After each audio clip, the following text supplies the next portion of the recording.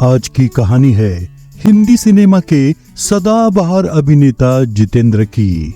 जितेंद्र का जन्म पंजाबी परिवार में रवि कपूर के रूप में अमृतसर में अमरनाथ और कृष्णा कपूर के घर 7 अप्रैल 1942 को हुआ। उनके जन्म के 1 महीने बाद ही उनका परिवार मुंबई शिफ्ट हो गया और गिरगांव के एक चाल में रहने लगा। उन्होंने अपने दोस्त राजेश खन्ना के साथ मुंबई के Saint Sebastian Goa high school और फिर मुंबई के सिद्धार्थ कॉलेज में पढ़ाई की। उनके पिता का व्यवसाय नकली ज्वेलरी से जुड़ा था, जो फिल्म उद्योग को सप्लाई करते थे और अक्सर जितेंद्र को स्टूडियो में ज्वेलरी देने के लिए भेजते थे। उन्हें फिल्म की शूटिंग देखने में काफी दिलचस्पी थी और उसके बाद उन्होंने फिल्म में करियर करने का फैसला किया, लेकिन शुरू में उन्हें एक जूनियर आर्टिस्ट के रूप में काम करना पड़ा। एक दिन वी शांताराम को ज्वेलरी देते हुए उन्हें 1959 की फिल्म नवरंग में हीरोइन संध्या के बॉडी डबल के रूप में लिया गया। जितेंद्र को पहला बड़ा ब्रेक वी शांताराम की 1964 की फिल्म गीत गाया पत्थरों ने और 1967 की बूंद जो बन गई मोती से मिला। वी शांताराम ने इनका नाम बदलकर रवि से जितेंद्र रख दिया। हालांकि ये 1967 की फिल्म फर्ज थी जिसने उन्हें सफलता दिलाई। फर्ज में मस्त बहारों का मैं आशिक गाने के लिए उन्होंने एक रिटेल स्टोर से जो टी शर्ट और सफेद जूते खरीदे थे वो उनका ट्रेडमार्क बन गया। फर्ज के बाद कारवा और हमजोली जैसी फिल्में आई जिनमें जितेंद्र के डांस नंबर ज्यादा थे। फिल्मों में उनके जोरदार नृत्य ने उन्हें बॉलीवुड का जंपिंग जैक विशेषण दिलाया।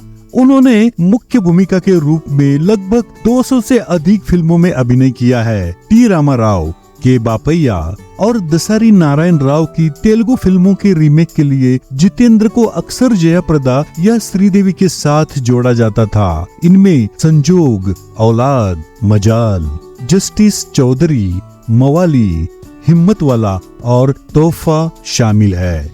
उन्होंने कृष्णा की कई तेलुगु फिल्मों के हिंदी रीमेक में भी काम किया और उनके साथ उनका काफी करीबी रिश्ता रहा। इन दक्षिण भारतीय रीमेक के अलावा जितेंद्र ने लेखक गीतकार गुलजार के साथ परिचय, किनारा और खुशबू जैसी फिल्मों में काम किया। 1981 में जितेंद्र की 4 फिल्में रिलीज हुई। मेरी आवाज सुनो, एक ही भूल, ज्योति और प्यासा सावन।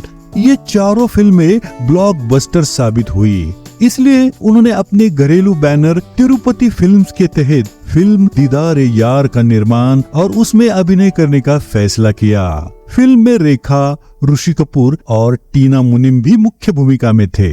फिल्म बॉक्स ऑफिस पर बड़ी फ्लॉप साबित हुई। भारी नुकसान के बाद जितेंद्र ने फिर कभी फिल्म निर्माण नहीं करने की प्रतिज्ञा की। उनकी मुलाकात अपनी पत्नी शोभा से तब हुई जब वो केवल 14 वर्ष की थी। उन्होंने स्कूल की और कॉलेज की पढ़ाई पूरी की और ब्रिटिश एयरवेज में एयर होस्टेस के रूप में कार्यरत हो गई।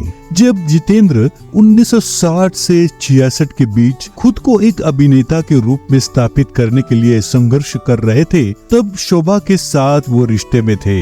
उन्होंने शोभा से वादा किया था कि अगर 18 अक्टूबर 1974 को रिलीज होने वाली फिल्म विदाई हिट हुई तो वो उनसे जल्द ही शादी करेंगे, और विदाई ब्लॉकबस्टर साबित हुई और उन्होंने तुरंत 31 अक्टूबर 1974 को शादी की। उनकी शादी जानकी कुटीर में एक सादे समारोह में हुई जिसमें केवल कुछ परिवार के सदस्य और दोस्त मौजूद थे। जितेंद्र और शोभा की शादी से 2 बच्चे हैं। उनमें से बड़ी बेटी एकता कपूर जो बालाजी टेलीफिल्म्स चलाती है, जबकि उनका बेटा तुषार कपूर भी एक अभिनेता है। जितेंद्र ने अपनी बेटी की निर्मित फिल्मों में 2003 में रिलीज हुई एक थ्रिलर कुछ तो है में एक संक्षिप्त भूमिका निभाई, जहां वो अपने बेटे तुषार कपूर के साथ दिखाई दिए। द कपिल शर्मा शो के 6 नवंबर 2021 के एपिसोड के दौरान जब जितेंद्र और एकता कपूर मेहमान थे तो उन्होंने 1976 की एक घटना बताई। उन्हें करवा चौथ पर फ्लाइट से मद्रास जाना था। उनकी उड़ान में देरी हो गई और वो घर वापस चले गए ताकि शोभा चंद्रमा को देखने और अपना करवा चौथ का व्रत तोड़ने जैसी रस्में निभा सके। शोभा ने उन्हें वापस एयरपोर्ट जाने से मना कर दिया। इसलिए जितेंद्र ने अपने मेकअप मैन को फोन किया और उसे भी घर वापस आने के लिए कहा कि वे अगले दिन चले जाएंगे। लगभग 10:30 या 11 बजे उन्होंने अपने फ्लैट से बाहर देखा तो एक आग का गोला हवाई अड्डे की ओर बढ़ रहा था। कुछ घंटों के बाद उनका फोन लगातार बजता रहा क्योंकि लोग ये जानने के लिए फोन करते थे कि आखिर क्या हुआ। जिस फ्लाइट से वो जाने वाले थे वो दुर्घटनाग्रस्त हो गई थी।